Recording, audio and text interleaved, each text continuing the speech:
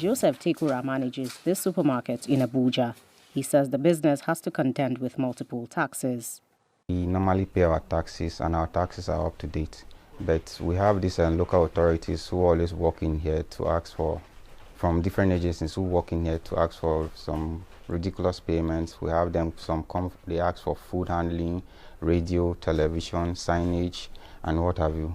I can't mention all of them, but they always come in here, and whenever they do come in, they create a scene, they create some kind of like a pandemonium, they make the whole place look kind of disturbed. And then most of the times when they come in, it's when we have customers on the floor.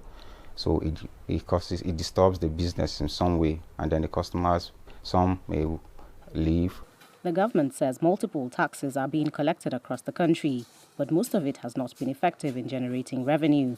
It says agents who are supposed to collect taxes for the government, especially at the local level, aren't held to account, and tax revenues are taking a hit. Businesses with a turnover of $33,000 to $130,000 are expected to pay 20% on assessable profit, while those above $130,000 are expected to pay 30%. But experts say multiple taxation at federal and state level have cost businesses more resources, making planning for tax payments more complicated. The federal government collects about 9 or 10 taxes, different type of taxes. Then the state collects almost around 20. The local government collects about 22. So by the time you sum it up, you see that it will be so much for a business entity to bear. And again, it is not structured properly. Some of them are being collected in ad hoc manner, not well streamlined. The government has now said it wants to reduce the number of taxes collected across the country to less than 10. It is hoping that this will be a more effective way to generate more revenue. Experts say this will help simplify the tax process for businesses and encourage more investment, but only if the government guarantees implementation. That principle of certainty and simplicity is there, and that will make businesses to grow and also attract both foreign and local investment into the country. Taxation must have a political face if you want to collect. So if the government is serious, they will implement it. The implementation cuts across sanctions.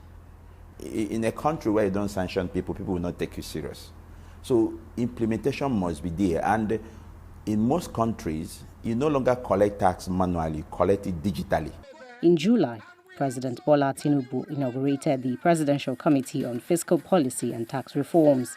The committee is expected to reform Nigeria's tax system to enhance collection efficiency and increase revenue. It also has a mandate to remove the barriers impeding business growth as it works to nearly double the tax to GDP ratio in the next 3 years.